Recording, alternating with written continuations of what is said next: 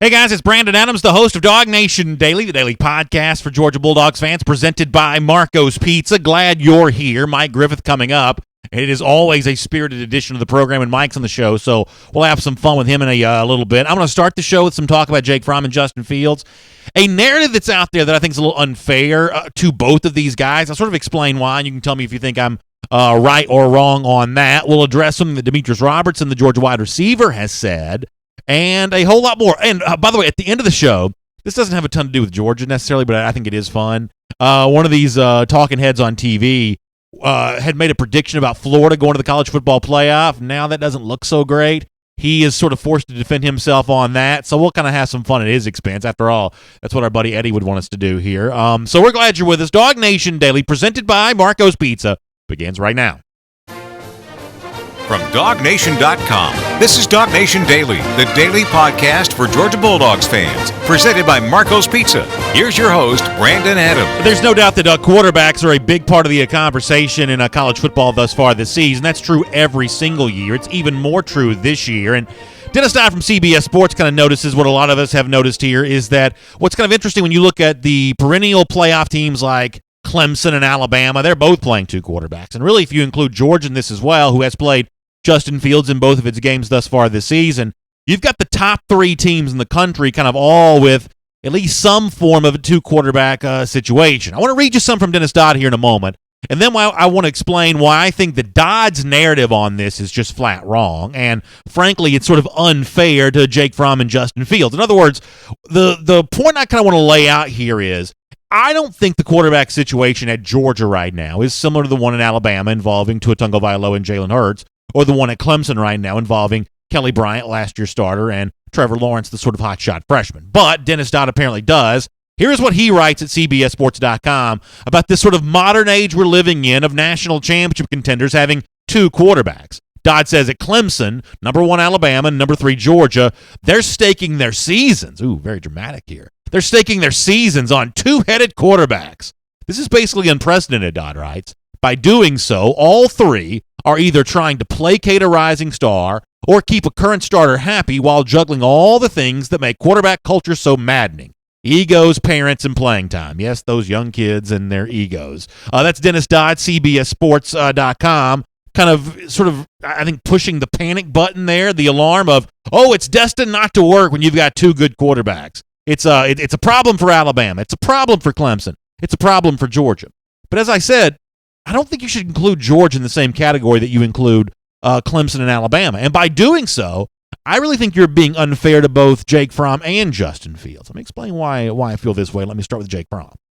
Fromm is a very different quarterback than the two quarterbacks that have been at their programs the longest for Clemson and Alabama, Jalen Hurts and Kelly Bryant. The reason why there's a quarterback controversy at Alabama is because Jalen Hurts just wasn't that good. The Bear, Chris Felica from ESPN.com, had a really interesting stat to start the season. That despite the fact that Tua Tagovailoa didn't play very much a year ago, returning wide receivers on Alabama's roster for 2018, according to the Bear, Chris Felica, had caught 8 touchdown passes in 2017 from Tua Tagovailoa. They had caught just 4 from Jalen Hurts. Maybe that's a little bit of a misleading stat, but nonetheless, the picture here is, in terms of delivering the ball to multiple wide receivers, even in a sort of part-time, short-term duty a year ago, Tua Tagovailoa was better for that than Alabama than Jalen Hurts was. The same thing is kind of true for Kelly Bryant at Clemson. Now, give Bryant some credit. He certainly rallied Clemson to the win on the road against Texas A&M on Saturday. But last year, his touchdown-to-interception ratio was unspectacular, to say the least. In 2017, he was 13 touchdowns against 8 picks. Far better numbers was Jake Fromm for Georgia. And when you look at Kelly Bryant and Jalen Hurts, the reason why we're even talking about other quarterbacks for those jobs at both Alabama and Clemson is because that the incumbent starting quarterbacks in some form or fashion were just having a hard time holding on to the job. But if you look at Georgia in 2017, there was never a point in that season when Georgia considered putting another quarterback into the game. And by the way, in the second half of last year, it had a quarterback it could have put into games. It had another 5-star in Jacob Eason. But Fromm never ceded the job in any form or fashion. There was never a debate among fans about giving playing time over to somebody else. Fromm simply was, rock solid as the starting quarterback for UGA. And thus far through 2 games, the same thing has been true. Fromm's numbers have been very good, and while Justin Fields is probably good, there's no reason right now to take Jake Fromm out of games, which makes, I think, Fromm different from Kelly Bryant and Jalen Hurts, who've, through ineffective play, have kind of created quarterback controversies for Clemson, Alabama. And, much the same way on Justin Fields. This narrative that Dennis Dodd writes about at CBSSports.com is also, I believe, a bit unfair to Fields, because the words that Dodd uses here are things like ego and parents and playing time. We've heard no such thing from Justin Fields on this kind of stuff. We've heard that from Alabama, from both quarterbacks. Tua Tagovailoa has said his piece about how he almost transferred. Jalen Hurts' dad said his piece about the fact that Hurts would transfer. Jalen Hurts' public comments here to start the summer camp back in August were very much of the mindset of, feeling mistreated by Alabama. There's a lot of public mess with the Alabama quarterback situation, but Justin Fields has been a model teammate. And his dad, Pablo Fields, who we sort of most closely associate with Justin here, has been a model citizen as well. Remember the tweet from not too long ago with Justin Fields' dad and Jake Fromm side by side, arm in arm, and Fields tweeting about, iron sharpening iron and all that kind of stuff. I mean, he's saying all the right things and doing all the right things. So it's not fair to lump Justin Fields in the category of prima donna freshman quarterbacks who want to play or they're going to transfer. Now, eventually, one of these 2 quarterbacks may indeed transfer, but as of right now, both the quarterbacks at Georgia are playing out exactly the way they need to. Fromm is looking very solid as the starting quarterback, and Justin Fields is seemingly content, at least right now, in that backup role. Now, this week, when Kirby Smart met with the media, he did acknowledge the sort of, elephant in the room here that we are in sort of a transfer age of quarterbacks. He's aware of that. The sort of 2 quarterback system, I think that Kirby acknowledges some of the realities of that. But he says, listen, for him, it's really more about, it's about more than just getting 2 quarterbacks together. Kirby Smart wants 3 quarterbacks effective and able to play for the Dogs. Here's how Kirby sort of addressed his own quarterback situation a little earlier in the week. Yeah, I certainly think that it's very important to have 3 quarterbacks on any roster, because when you don't have 3, you're a play away all the time. And I think that's no better evidence than in NFL, because those guys usually carry 3 on a roster and they have emergency guys. But it's become more and more of a trend, because I think A, guys have left more often now, and B, guys get injured because they're spread and they're running more. So you've got to have the ability to protect the quarterback, and you've got to have the ability to have 2 quarterbacks that can play. So listen, I mean, obviously there's a reality here that at some point in time, maybe Fromm or Fields will become unhappy with the way that they're either sharing playing time or losing playing time at the expense of the other. I can't promise or guarantee that won't ever happen at some point in time, but I think it's wrong to say that's happening right now. I think we can look at the situation in Alabama and say, obviously that's what's going down. These 2 quarterbacks are having a very hard time coexisting, but there is no seeming issue, at least publicly, with Jake Fromm and Justin Fields in terms of their ability to coexist. And, as much as Kelly Bryant may have played well for Clemson this past Saturday, eventually I think that Trevor Lawrence simply overtakes Bryant because I believe he's the better overall quarterback prospect. But the situation here at Georgia is nowhere near as predictable. Justin Fields, in the brief let me try that one more time. In the brief glimpses that we've got of him, looks really good. But you know what? So far, Jake Fromm still looks very much solid in the role as the Georgia starter. Now, speaking of Fields, Kirby Smart was also asked about him when he addressed the media on Monday. And the question that was phrased this morning I thought was really interesting. Is there a need to get Justin Fields into a game? And I believe the way the reporter worded this was, while the game's, quote, still in the balance. In other words, we've seen Fields play mostly in mop-up duty thus far this season. Is there a need to sort of get him into a close game at some point in time? Now, for what it's worth, Kirby sort of sidesteps that idea, but does address the notion of continuing to get Fields ready to go here. Here's more from Kirby. I think the important thing for Justin is that he continues to improve. He's worked hard, and we want him to continue to improve as a player, and that's what's going to make our team better, and that's what's important to his future, to continue to do that. I'd love to get him an opportunity to get in these games. So listen, I think what you have here is Dennis Dodd from CBS Sports is not intentionally trying to be unfair to Georgia, but I believe with lumping the Georgia situation in with Clemson, Alabama, he has accidentally been unfair to UGA. There's no example yet whatsoever that the presence of both Fromm and Fields on the same roster at the same time is a problem. so far they seem to be coexisting just fine. Around here, as we've said over and over again, that good players having more than you need is never a bad thing.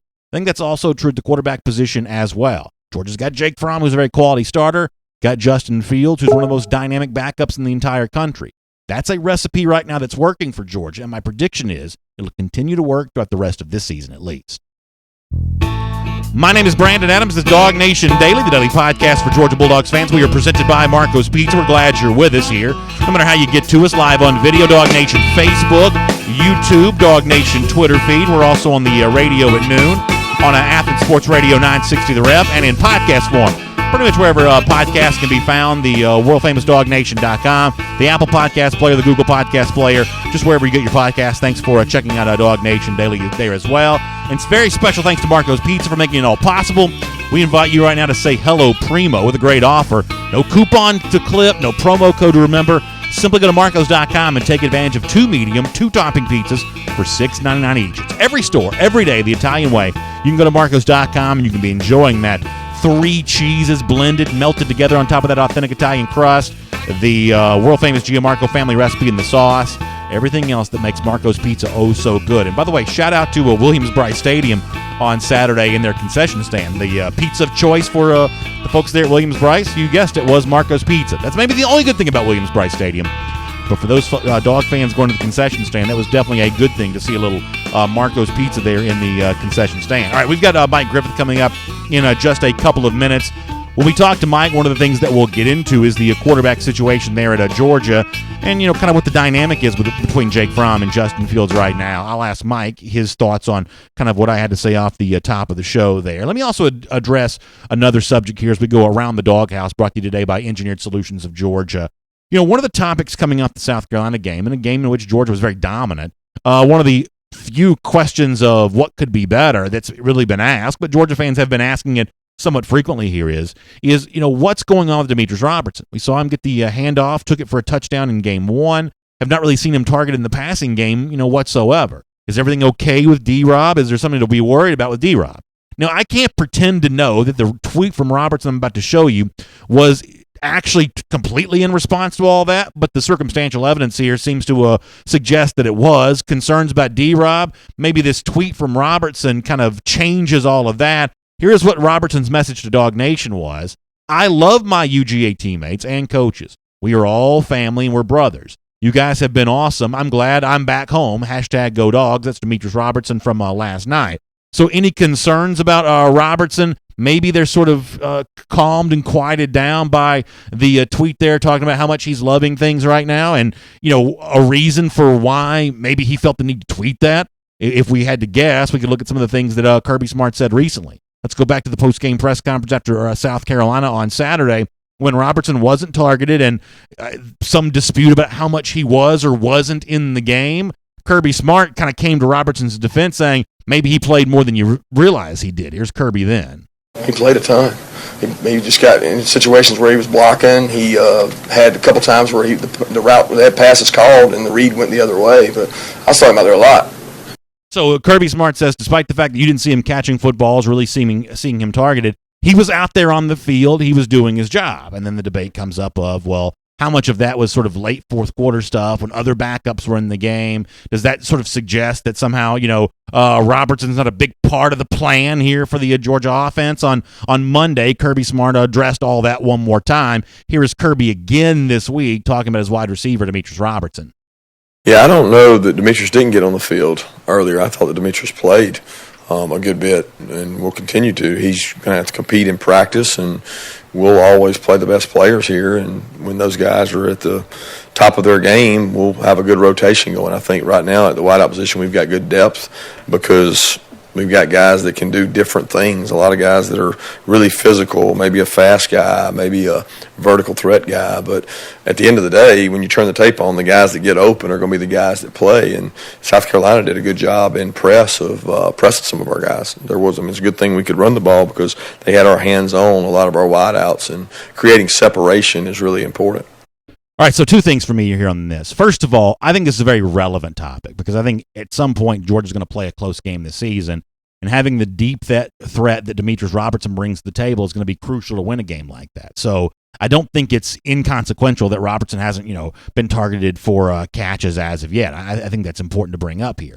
The other thing here is you can't help but notice that there is a degree of difference about Kirby Smart's two answers on Robertson from the last couple times he's met from media, Saturday and then on Monday. On Saturday, he says, hey, Robertson's out there. He was just blocking and doing things like that. On Monday, it almost seems like he suggested that maybe Robertson wasn't doing as good a job of getting open as he could have been, being pressed there at the line of scrimmage. If you listen closely to Smart's words, it almost seems like the description for why Robertson wasn't getting catches slightly different. Whatever the real truth is, it's the kind of thing that I think Georgia fans ought to look to see resolve itself here over the course of the next couple of weeks. Because as I said, the best of Georgia on offense this season, I think, includes Demetris Robertson being as physical as Kirby needs for his wide receivers to be, but also providing that extra deep threat dimension that, with all due respect to the other Georgia wide receivers, I don't think anyone else can provide quite to the same degree that Demetris Robertson is capable of. That's Around the Doghouse here on a DawgNation Daily, brought to you today by Engineered Solutions of Georgia, which provides foundation repair, basement waterproofing, and crawl space encapsulation. They offer a lifetime of support, so give them a call right now at 678-ESOG-NOW. That number, once again, 678-ESOG-NOW. You can have one of their qualified professional technicians come out to your home and look at you, whether it's a cracked foundation, a wet basement, or a damp crawl space. They are the ones you trust because they're the only foundation repair company the DawgNation trusts and the only foundation repair company with a full-time engineer on staff. So check out Engineered Solutions of Georgia. Also, right now, it's time to check out our buddy Mike Griffith, doing a great job covering the Dogs for DawgNation.com. Pretty provocative thoughts on everything happening with Georgia as it heads towards Middle Tennessee State on Saturday. Good to have you with us as well here on DawgNation Daily, presented by Marco's Pizza.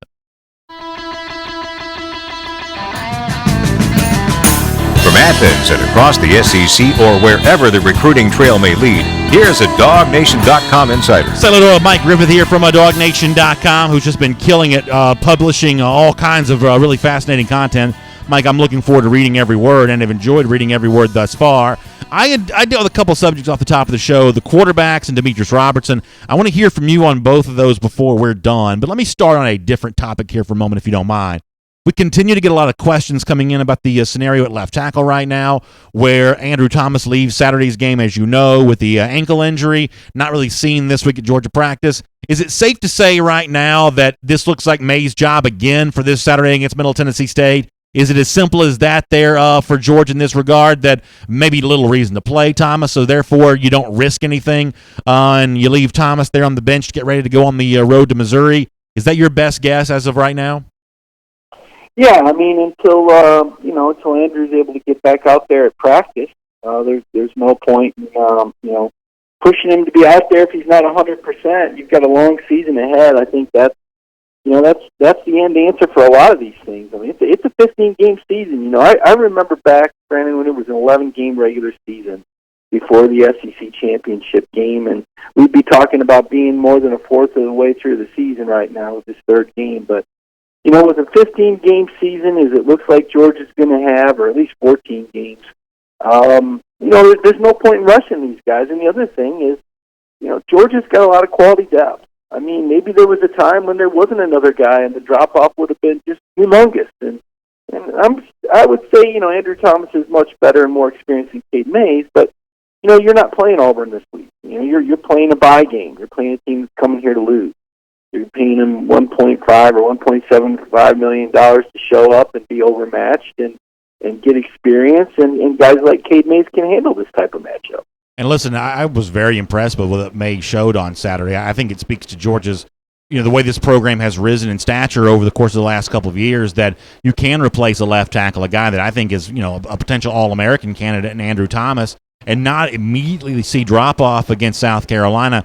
I think it speaks to Mays as a player, but also the work that Kirby Smart's done on the recruiting trail. I mean, doesn't that moment for you, as much as anything else, sort of symbolize, the stature that Georgia's attained here? No question. I mean, we saw it against South Carolina. I mean, they completely wore out the Gamecocks. I mean, those were two different teams in the second half. And, Georgia was fresh and kept circulating bodies in there and well-conditioned. And, they're going to overwhelm Middle Tennessee. It doesn't matter.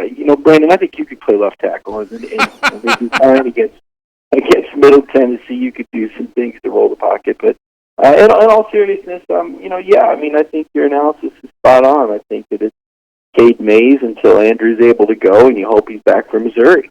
I thought it was very interesting how candid Kirby Smart was about the missing pass rush for Georgia. They haven't had much of one in the first couple of games. Now, Mike, I mostly attribute that to the fact that, Austin Peay wants to play fast. South Carolina wanted to play very fast at the expense of even trying to run the ball, which has been a little bit of a controversy in Columbia there this week. So for me, you can explain the missing sacks and the missing hurries just really, on the basis of the game plan that opponents for Georgia have tried here. I think that Middle Tennessee State this Saturday, if I had to guess, is probably going to be much the same way here. I mean, on a concern level for Georgia fans, where would you rank the idea of not having much of a pass rush thus far? Is this mostly attributed to the way that teams are approaching Georgia offensively, or is this the kind of thing that, the Georgia front seven just not quite getting it done right now? Well, I think that, Georgia's home really isn't to put a lot of pressure. I think we've seen a lot of coverage. When you blitz and you bring that extra defender, you kind of leave your secondary out to dry. And, Georgia really hasn't been pressed. They really haven't had to work too hard to put teams in long down and distance because they're doing a pretty good job against. But listen, let's be real here. They haven't played anybody. They haven't played an Auburn or an Alabama or a Washington or a Clemson. I mean, they played a South Carolina team, that couldn't put up a fight for more than one half. I mean, heck, their fans were leaving the stadium. I mean, it is what it is. I mean, it's too early to read too much into it. I agree with you for sure that the opponents are game planning. They don't want to get their quarterback killed. They want to get the ball out quickly. And Georgia says, yeah, go ahead, throw the ball 2 or 3 yards downfield, and we're going to come up and hit your guys and make the tackles or break on the ball and make the interception. You also haven't seen teams beat Georgia deep. Now, if you weren't getting any sacks and you were giving up big plays, then there'd be a concern. But as it was, I think South Carolina only completed one pass for more than 20 yards last week, and that was a coverage breakdown by Tyson Campbell. So too early to evaluate that. I'm not ready to call it a concern, but I'm certainly not ready to say that this front seven is measuring up to last year's front seven. I think it's a really interesting point that maybe we'll start debating whether or not Georgia's not getting enough sacks when it starts giving up more deep throws, because obviously you have to stand in the pocket longer to give time for a deeper throw, and at that point maybe more sacks come for the Georgia Bulldogs. We'll have plenty more coming up from Mike Griffith here on DawgNation Daily. Before that, let me say some good news here. Congratulations to Georgia. UGA ranked the 13th best public university in the country according to U.S. News and World Report. This is the third consecutive year the university has risen in the U.S. News ranking. Now, a key factor in the improvement is the ever-increasing support that Georgia has received from a lot of its alumni, and particularly the loyal alumni participation number is one of the factors that U.S. News and World Report uses when it ranks its public university.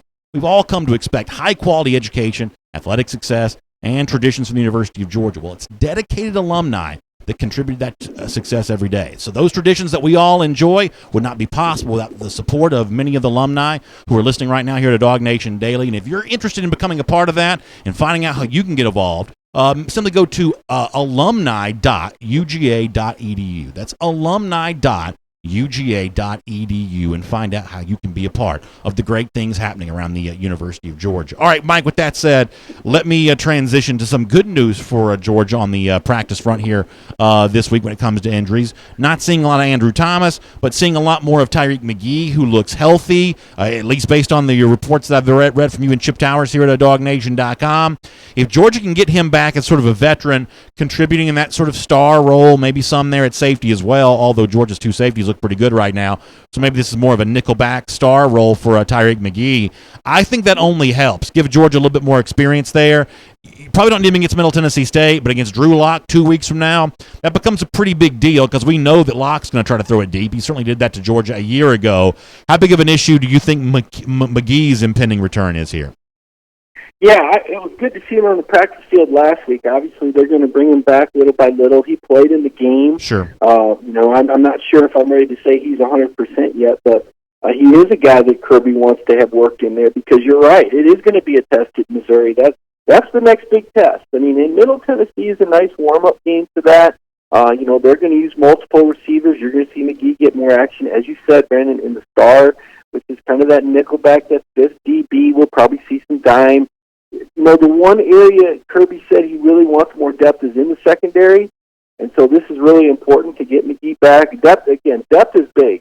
I can't stress enough, when you're playing for a national championship, as Georgia is, It's almost like every week is sort of a playoff. Yeah. I mean, there's just not much margin for error, and so Kirby's done a really good job building this roster. He and Mel Tucker are really dialed in and knowing what they want. They want to play a lot of guys. They want to stay fresh. I think that was a factor, as I mentioned, against South Carolina. I think it'll be a factor against some of these pass-happy teams. And so to get a guy like McGee back, an experienced guy, a guy you can send out there that can, cover, that can come up and run support, this is important for Georgia. Let me talk to you about Demetris Robertson here for a moment because, Mike, I said this on the show on Monday, that if you go back and look at our Northside Hospital postgame show from Saturday, even in a blowout victory, I think the most common comment or question we got in our comment section there on video was about Demetris Robertson. Why he wasn't targeted, how much was he playing, what's going on with D-Rob, not really showing up in the stat sheet there. And, Kirby Smart sort of pushed back against that narrative a couple times now, sort of pointing out that he was in the game, even if he wasn't getting the stats. And the point that I made before you joined us is that one way or another, I think this is a debate worth having for Georgia fans in terms of what Robertson's role in this team is going to be. Because as good as McCole Hardman looked on Saturday, and as great as Terry Godwin was in 2017, and once he's, back fully healthy again in a game that matters, I think he'll have a big role. I still believe that Georgia's best deep threat is going to be Robertson, and as a fan, I'm hopeful that he sort of earns the chance to catch those balls there. I mean, what do you make of what's going on right now with Demetris Robertson in terms of being on the field but not necessarily being targeted? Well, it was a pretty telling quote when Kirby was talking about how much pride they take in their blocking, and he threw out about 5 jersey numbers, and none of them were Demetris Robertson's jerseys. So, one, you wonder about his playing time and where he's at in the rotation. And, if Demetris has shown he can block like the other Georgia receivers, I mean, Kirby's serious about this. There's enough depth there that, if you're not blocking, you're not playing. I mean, that's something he really sells. That's a really big key to a lot of these Georgia runs is, if you've got a receiver that's willing to go out there and tie up the DB and fight for his teammates, I mean, that's what enables a 13-yard DeAndre Swift run to turn into 56 yards. So, I think that's one. I think that's a fair question to ask only because Kirby left his number out when he went down the 4 or 5 receivers he said were blocking really well. And then secondly, he said there were some passes that were called and that just wasn't the read. And, Jake Fromm's not a guy that's going to force the ball because he doesn't have to. Yeah. Georgia's got so many different weapons. And, hey, the other team knows who number 16 is. They're not stupid. You don't think Will Muschamp took note of that 72-yard run in the opener? Sure. And, Georgia's got the kind of offense, looks like a pro-style offense, where if you take A, B, and C away, they'll go to option D. They're not going to fight you on it because they've got enough good answers. That's why it's so important to have that pass-first point guard, Jake Fromm, back there that can find the open man, that can make the right read, that can say, you know what? They've got a safety over the top on Demetris Robertson. Why in the world do I want to throw into double coverage when I've got McCole Hardman open one-on-one on the perimeter on the other side? So, that's Jake doing a good job spreading the ball. It's South Carolina doing a good job identifying Demetris Robertson. And teams are going to have to pick their poison. And Jim Chaney is very good at exploiting the other team's weakness. So I think it's a combination of those things, Brandon. I think it's a combination of one. Just because, again, as I mentioned, Kirby didn't mention Demetris Robertson with the receivers that were blocking the best, so I think we can ask the question if that affects where he's at in the rotation right now. And then secondly, Kirby said there were some calls made, for Demetris. I don't think he's going to stand up there and lie, so there probably were some plays called, and that wasn't the read for Jake. Jake said that wasn't the coverage he wanted. And, When your quarterback's completing 15 out of 18 passes, leading you to a national championship, it's kind of hard to complain. I want to finish with a quarterback question here in a moment. Let me piggyback off, though, one more thing you said about Demetris Robertson there. It reminds me a lot of what Terry Godwin may have gone through back in 2016, a couple years ago in Kirby Smart's first year. Smart has been very candid that Godwin had a lot to learn in terms of being a physical receiver and embrace that part of the game. And in 2016, I don't think that Kirby felt like he was necessarily doing that. But in 2017, obviously, clearly Godwin's stature had risen in Kirby's mind because he became a big part of the game plan. I just wonder for Demetris Robertson if he has enough time in a Georgia uniform to have the same sort of metamorphosis that occurred for Godwin. Is Robertson going to able to quickly sort of pick up on here's the standard at Georgia and here's how I fit into that. Because as a fan, I think Georgia fans hope that he does here by the end of the year because, as I said, and I agree with you that Fromm's not going to force to anybody because he doesn't have to. But at a certain point in time, if Robertson sort of is with the program and kind of is doing the things that Jim Chaney and Kirby Smart need for him to, that's just an additional luxury that Georgia can enjoy there. No doubt about it. And Kirby said the objective is for this team to get better every week so it can be its best at the end of the year. All right, so let's talk about quarterbacks here to kind of wrap this thing up a little bit.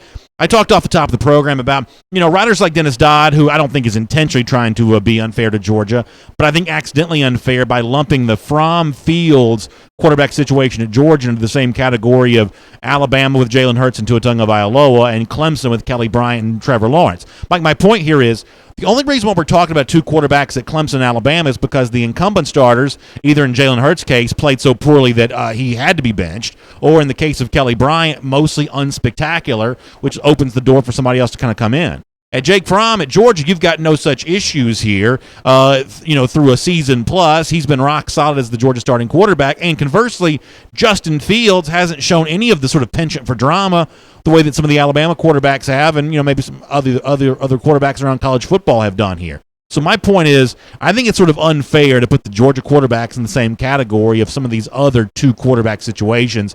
How do you see what's happening in Georgia right now? Well, everybody's starting to get on the bandwagon. Everybody's starting to pay attention. They talked themselves into Georgia being upset by South Carolina. They talked themselves into Georgia not having the staying power. Heck, we went to SEC Media Days, and 3/4 of the people picked Alabama to win the league, even though, Georgia, was a better team than Alabama for all but, the last 2 minutes or whatever they were winning that game. So, it is what it is. A lot of Johnny-come-latelys to the party, and Dennis is a friend of mine. He's got a difficult job as a national writer. He can't watch all the games.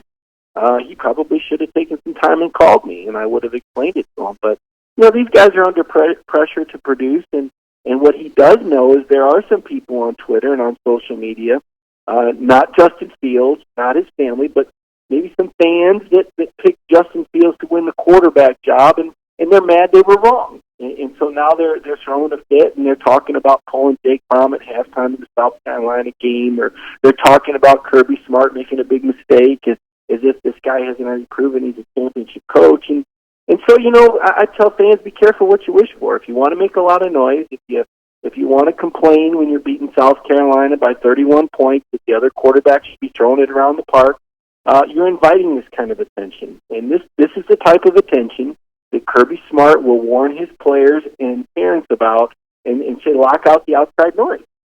Because sometimes people hear what they want to hear, Brandon. And if Georgia fans want to keep stirring up this quarterback situation, and there's some of them that do, they want to keep complaining. They're not happy with Jake Fromm. That's not good enough that he's 15 for 18 because they think they've got Cam Newton right now. And here's the thing. Justin Fields is a tremendous talent, unbelievable talent. But that was his first road game. Let him take a few snaps. We saw in the opener, he panicked and ran the ball 3 of his first 5 snaps against Austin Peay. Took a really hard shot. Tried to run over a guy. And Kirby's holding his breath because, again, it's a 15-game season. And he needs Justin Fields' help because we don't know what's going to happen to Jake Fromm when things get tough, when Auburn comes to, or when they go to LSU. Jake's going to get hit. Okay, there's going to be some shots that Jake's going to take, and you better have Justin Fields in the bullpen if you want to make another national championship run, and you better bring him along, and that's what they're trying to do. But South Carolina, that wasn't the place to do it. It was his first road game. I think we're going to see more Justin against Middle Tennessee than we did against Austin Peay even. I think that Georgia will take care of business early, run his team out of the stadium, and you might even get to see him play a little bit more on the road against Missouri if his defense can stand up to Drew Lock. That's a question mark. But right now, I just tell Georgia fans, take a step back. Enjoy this. Justin Fields signed on to Georgia knowing exactly what he was getting into. He saw Jake Fromm play well. He knows he's got to compete. He knows he's got to get experience. It's a long haul, okay? He doesn't have to do it this year. He's going to get better. He's going to get more experience. Next year's off-season quarterback battle may have a little bit more drama to it, but right now, Georgia's in great shape at quarterback, Brandon. Mike, fascinating stuff. We appreciate you being here on DawgNation Daily, presented by Marco's Pizza. We love reading you at DawgNation.com every single day, and we will look forward to speaking to you on our show again very soon. Appreciate it. Let's take a look around the rest of the league. This is SEC Through. Really good stuff there from Mike. Strong words on the quarterback situation, and obviously it's a pretty compelling topic around here, and I think it'll be interesting how much we do see of Fields on Saturday. But the overall point, I completely agree with Mike, is that Jake Fromm, if there was ever any doubt about his status as the Georgia starter, I think it's been cemented even more here through 2 games thus far this season. Yes, I know he had the bad pick on Saturday, but Jeff Sentell brought up a really good point about this, and I don't know if he said this off the air to me or on the air. We should ask Jeff about this when he joins us on Friday. If you go back and look at Fromm after he threw the pick against South Carolina on Saturday, what I thought to the naked eye was the worst throw I'd ever seen Jake Fromm make. Jeff, who was standing on the Georgia sideline, he said there wasn't a lot of conversation between Kirby and Fromm on that. It was a quick conversation.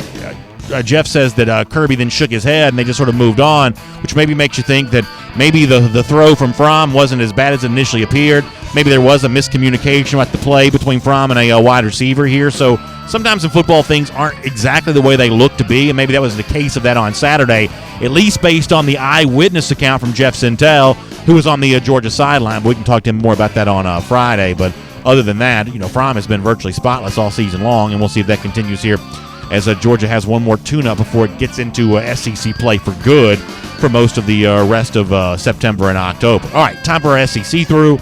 Before we kind of move through this, let me remind you that if you got some thoughts on some of the big games that are coming up this weekend, and by the way, tomorrow we'll do our MyBookie Best Bets, and we'll give our thoughts on terms of who wins these games and by how much. But if you think you can be more right than me, the fact is you probably can. That means you ought to play with the pros play at MyBookie, and right now you should take advantage of a great offer. Now listen, here's the thing you already know about MyBookie. They are the home of the fast, no-hassle payout. There's nothing worse than when you get a bet down, you're a winner, and then you have to wait to get that payout. You don't want that. That's why you want MyBookie, because they get the fast, no-hassle payout to you right away when you are the winner there. And even better than that, right now when you use the promo code DawgNation, all one word, spelled the way it's supposed to be, D-A-W-G, DawgNation, use that promo code. You can get your first deposit match dollar for dollar. But you got to go right now. Use the promo code DawgNation. Simply find MyBookie online. That's MyBookie. Find them online. Use the promo code DawgNation. Then you can play, you can win, you can get paid. It is as simple as that with MyBookie. But you got to use the promo code DawgNation. All right. Forbes is out with its, and they do this, I guess, every so often. It's their revenue list, the most valuable college football teams in America. Now, the tricky thing about this isn't for last year. It's the most recent data, but it's from 2014 through 2016, something kind of weird like that. Georgia's 16th on this list. My guess is in future years they're going to go way up on the list. There are a lot of SEC teams ranked ahead of Georgia right now, including even South Carolina at 15. You got Florida at 10, Tennessee at 11, Arkansas is at 13, Auburn's at 8, Alabama's at 4. Texas A&M's at 1. Believe it or not, for the period measured here, Texas A&M generated $148 million worth of revenue, $107 million worth of profit. Apparently, according to the Forbes article, a lot of this kind of comes from actual donations. Georgia's donations lately have been through the roof, so in future years on this list, I think that Georgia's going to be much higher. I'm also a little bit different than some people. I don't necessarily know that this matters as much as we all want to think it does in terms of if championships were easy to buy, A&M would have already bought one. Listen, Georgia's winning on the field right now, and because of that, more money comes. But I don't think it works the other way around. You can win and make more money, but I don't think you can sort of raise more money and then start winning. I just don't think it works that way necessarily, but I would guess that in future years on lists like this from Forbes, you'll see the Dogs a lot higher. All right, I am wrong about plenty, but I believe this is another example of something that I am very, very right about. And when I started saying this back in the summer, back in the spring, I think people assumed that once again I was just some sort of Georgia homer looking to take a shot at a Georgia rival for no good reason. But what I said at the time was that the relationship between Philip Fulmer, the Tennessee athletic director, and Jeremy Pruitt, the Vols head coach, was going to be a tricky one because Fulmer is a guy that likes to be in charge. Fulmer is a guy that likes to be high profile. And Jeremy Pruitt has a history. You can go back and read the pages of DawgNation.com for more on this. Has a history of not exactly being the world's greatest employee. Two strong personalities. How will they coexist? My prediction was they would not be able to coexist very well. Now, maybe another example here of how this is heading for a disaster in Knoxville. Let me show you what our buddy Jesse Simonton has written for VolQuest.com. I saw this on a number of message boards. Simonton reports from Tennessee practice that the most interesting and notable note from Tuesday's practice was that Philip Fulmer's presence on the field. Now listen to this. This is an imminent disaster. Simonton writes that the former Hall of Fame coach has been at every practice this fall. But today, Fulmer wasn't in khakis and a jacket, which is the typical uniform for an athletic director. Simonton reports that he was in full sweats with a practice outline in his hand. Philip Fulmer wants to be the Tennessee coach. Nothing has ever been more apparent to me than that. He does not want Jeremy Pruitt to have full control of this program. And I think we are heading for a disaster here. I think Pruitt working with Philip Fulmer over the long haul is just something that's just bound not to work very well. And the fact that Fulmer's dressed like a coach at practice pretending to be a coach, how much do you think that must get on Jeremy Pruitt's nerves? All right, a couple other quick stories here. We have not talked a lot yet about LSU Auburn, but that's a huge game this weekend. We'll talk more about that. I thought that Glenn Guilbeau had a really good piece for the USA Today network, looking at the fact, and you probably missed this, LSU played one of these paycheck games last week after looking really good against Miami. Not a very good offensive performance, especially in the second half for LSU this past week. When you look ahead to the LSU Auburn game on Saturday, getting something going with Joe Burrow, getting something going with his LSU offense, I think is going to be crucial. Now, I'll give you a little bit of a preview. I don't think LSU does well against Auburn on Saturday. But when you think about Georgia playing against the Tigers on the road coming up in a few weeks, watch that LSU offense against Auburn on Saturday. Good stuff with Glenn Guilbeau kind of previewing that. And then one more thing to kind of get to here. Sports Illustrated, Joe Neesman's the writer, kind of looked at all the first-year coaches in terms of first year of their new job, and a lot of them have already lost games, and the subject of Florida comes up. And the word that Joan uses to sort of write about this is the idea of a rebuild.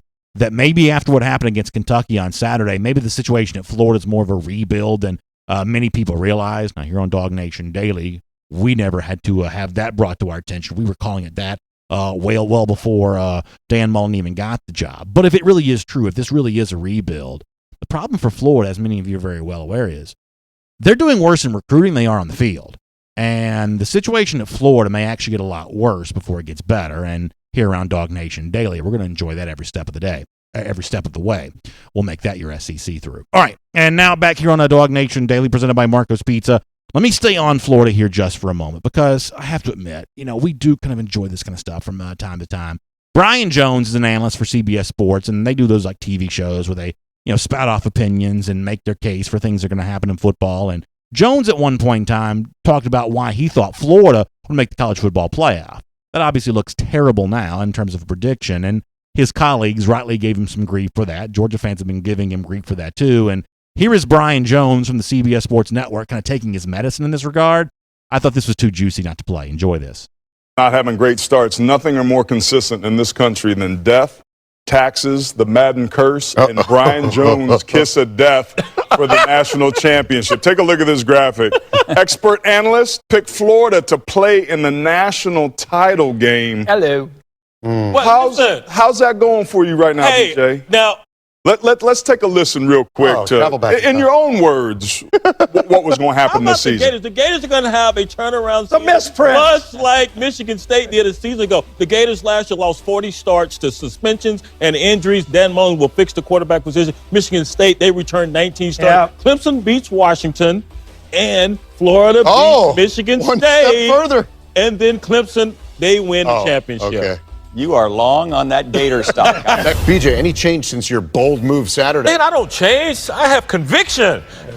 You might be wrong. Clemson and Washington, Florida. That's right, the Gators, baby. Chomp, chomp. Listen, see, I said I have conviction.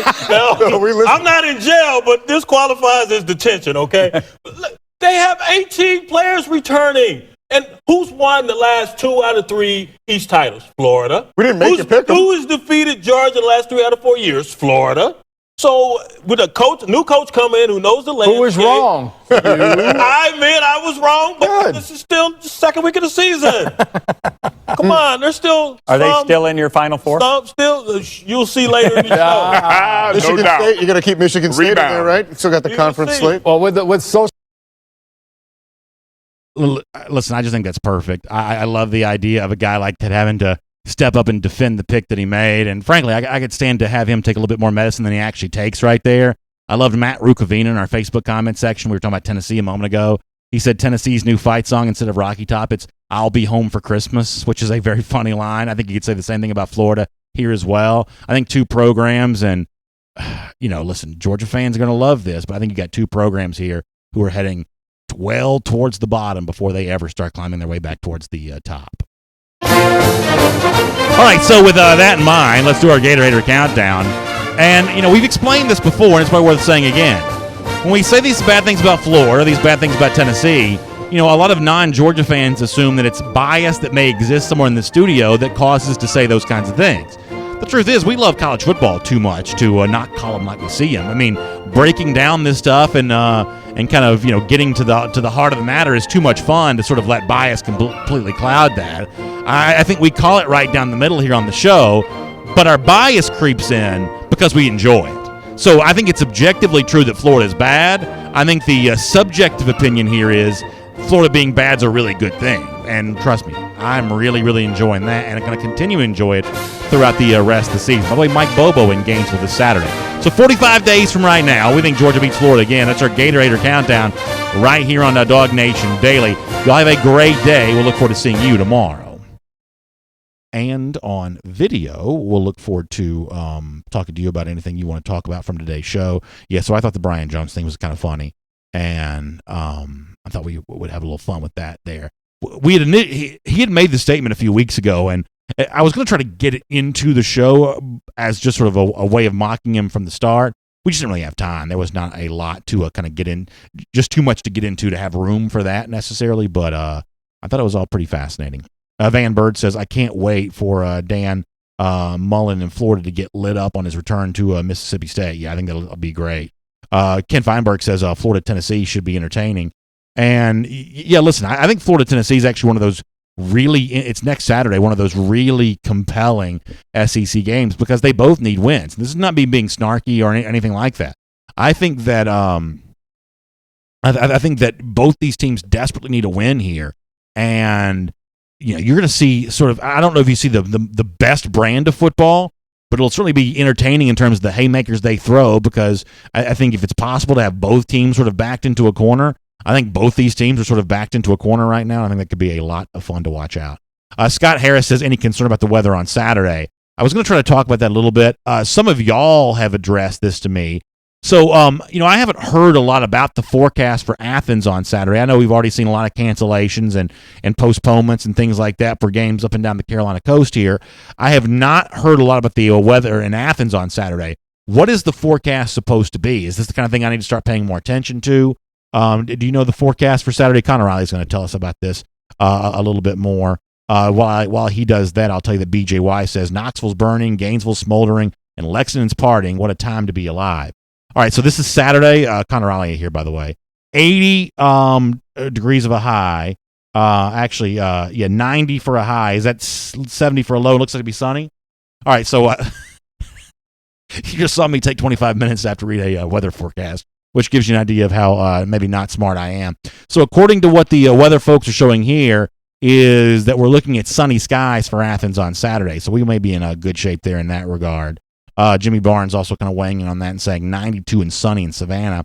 So I think Athens is going to be okay. How about the fact that we're not getting a break from this heat at all? Now, obviously, that's certainly pales in comparison to the very serious issues that people, and up and down the mid-Atlantic coast are dealing with here. I certainly get that. I would never try to make a comparison between those two, but it's kind of interesting to think back in the 90s again for Saturday, maybe. Jason Lee says, BA, your worst critic. So the funny thing is, I've never been particularly good at, paying attention to the weather. And, this time of year, I don't really pay attention to the weather at all. I just assume the weather's going to be exactly the way it was the day before. The only time that I ever start paying attention to the weather is that sort of weird, tricky time in, late winter, early spring, when it's hot one day, cold one day, hot one day, cold one day. But I'm also the guy that sort of is, especially in the time of year when the weather can kind of fluctuate, I'm almost always either wearing one too many layers or one too few. That's sort of my thing here. But yeah, I guess I can be my own worst critic from time to time. Kibo Weir says, I'm more concerned about Baker and pass interference flags. He needs to work on that, LOL. So, Kibo, I thought that Kirby Smart was very interesting on this on Saturday in the post game. And he brought up a good point. And I went back and rewatched. Y'all, trying to rewatch a game at my house is like just the hardest thing in the world. There's balloons flying, there's kids throwing Legos. It's just, it's like romper room 24 hours a day. So focusing in on the replay of the game is never the easiest thing to do. But I did rewatch some of the game from Saturday already. And what Kirby Smart said, I sort of saw with my own eyes. That if you really look at Baker's pass interference calls, these are not the sort of cheap thing of I'm held, so therefore I'm going to tackle the guy to the ground, especially the first one. It's I'm going to bump the guy at the line of scrimmage. I'm going to be physical, and maybe I just sort of took that a little too far. I'm still bumping him, too far down the play as opposed to, letting go and releasing, which is kind of what you're supposed to do there. So if you really go back and watch the Baker pass interference, even though some South Carolina fans were wanting to put up a banner for Baker getting 2 PIs called on him, for the most part, Kirby Smart called those aggressive penalties as opposed to like dumb, cheap penalties. And, go back and watching the replay, I kind of agree with Kirby on that. Jonathan Clark says he sure hopes Ole Miss beats Alabama. They've done it twice since 2014, so stranger things have certainly happened. How many points get scored in this game? I mean, the one area in which Alabama may have a weakness is in its secondary. Now, it's not a true weakness, but by Alabama standards, it may be a weakness. Ole Miss is good at scoring points, but Ole Miss is awful on defense. So how many points end up getting scored? Getting scored there in that regard. Philip Jordan Wells also says the PI flags are good defensive plays in college between the 20s and inside the opponent's 10. Yeah, you're right. I mean, there's a trade-off there in terms of getting the penalty that actually is not all that punitive. The other thing I like about Kirby Smart is because he remains very consistent on this. Kirby just does not make that big of a deal about penalties as long as they're kind of from the aggressive category. Even the James Cook thing, which, if you go back and look at it, I mean, Cook from the targeting call that he took against Austin Peay, that was definitely sort of head down leading. It was sort of an obvious, helmet to helmet contact, the kind of thing that's going to be called. But Kirby, even with that, sort of, I think, promotes the idea of better a guy be aggressive and go try to lay some lumber than sort of hold back and then either, not sort of establish a physical dynamic for the team or give up some extra yards because you don't make a punt returner worry too much about what you're going to do to him. So I like Kirby Smart's attitude on that, especially for deep rosters. Be aggressive. And Smart's been pretty clear on that, and his consistency on that I think is pretty refreshing. Now, I mean, listen, penalties are not a great thing necessarily, but not being aggressive enough, I think Kirby Smart would say is even worse. All right, let me go to YouTube here for a moment. Jordy Mathis says, any chance this week's game is a blackout game, being that it's at night to a lesser opponent? That's a great question. So this to me feels like the classic blackout game. The black jerseys look better at night. I think they just sort of, as an idea, are better against lesser opponents than anything that could sort of be conceived as a motivational ploy. But I get the impression that either Georgia's just not going to wear them anymore, or I really don't know what the deal is, because the recruits all love them. They all get photographed in them all the time. They wore them at G-Day. But is it one of those things where they don't like wearing them early in the season? Because they had a chance to wear these last year against, I don't even remember who it was. Was it Samford? Was it Samford? Yeah, it was Samford. They had a chance to wear them at night against Samford last year in September and just didn't do it. Like, to me, this is the perfect game to wear black jerseys. It makes sort of a otherwise boring game kind of fun. But I haven't heard a word about black jerseys this week, and they're not going to bring them on as a surprise. I don't think they're ever going to wear black jerseys again without announcing it beforehand, but I haven't heard a word about that. Maybe it comes out, later on this week, but thus far, I would say probably nothing. Dapper Dan says, save it for Tennessee when we have a full recruiting room. Obviously, a lot of people do love the idea of wearing the black jerseys for a somewhat bigger game. Tennessee, more of a rival. But the impression I got is, and I guess I sort of agree with this, is that they are great as a fashion statement, but not great as anything that could come across looking like a motivational ploy. I mean, I hate to be so candid on this. We've talked about this during this portion of our show before. Georgia just lost the freedom to do this when it wore them against Alabama and got beaten up so bad. And then the Florida game in 2009 doesn't help in that regard either. Georgia's, it's pre-Kirby, of course, here, but it still counts. Georgia's record with this kind of stuff, I'm not talking about the fact that the black jerseys, the black pants, the black helmets caused the loss.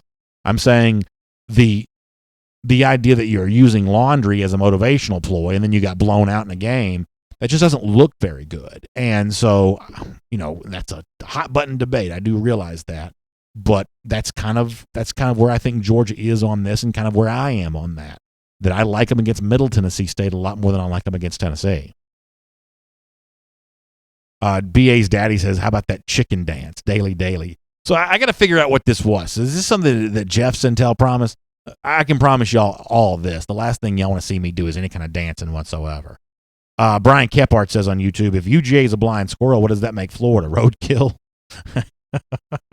Where they get killed on the road and sneak at home? That's pretty good stuff, Brian. Very funny. Let me go over to Facebook. All right. Before I do, AB 1995 WC on YouTube says, more thoughts on why Missouri is a sleeper or a test. AB writes, according to 24/7 Sports, they signed from 25 to 2015 through 2018 a 5-star and 64 3 stars. So yeah, obviously not a very deep roster from a recruiting standpoint. And honestly, I'm a little surprised that the ESPN FPI data, that's the Football Power Index, I'm a little bit surprised that it suggested what it suggested, that they gave Missouri almost a 1-4 shot of beating Georgia. Now, 1-4 is still not, very good. If you had to choose between one or the other, you'd rather be the 75% than the 20-something%, of course. But 1-4 is also not nothing. For instance, Georgia's chances of beating LSU in the road is like 71%, something like that. So, at least from a percentage standpoint, Missouri's not that far away from LSU. Now, I'm terrible at math. I have no idea how any of this stuff is tabulated, but I do sort of find it kind of interesting. I'm sort of fascinated by the whole deal here. I imagine this has a little bit to do with the statistical performance from Missouri on offense. Because one of the sort of fascinating things for me about advanced math and advanced metrics in sports is, even though last year Missouri's offense was led by an offensive coordinator who's not there anymore, what the college football sort of analytics folks will tell you is that the year-to-year performance for college units, offense, defense, doesn't change that much, even when the personnel changes.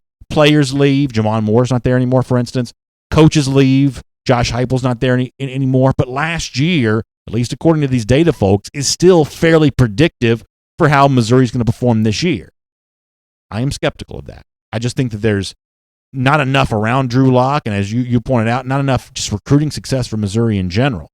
For a long time, Missouri sort of had that classic NFL-style pass rusher. It was Charles Harris. It was Michael Sam, although Sam didn't really pan out at the NFL level. Shane Ray, Sheldon Richardson a long time ago. That really good defensive lineman. For the most part, they don't really have that anymore. They have, I guess a couple of decent, defensive players, names that if I was looking at a two deep here, I would say, oh yeah, I kind of remember that guy. Beckner, I guess, is still there.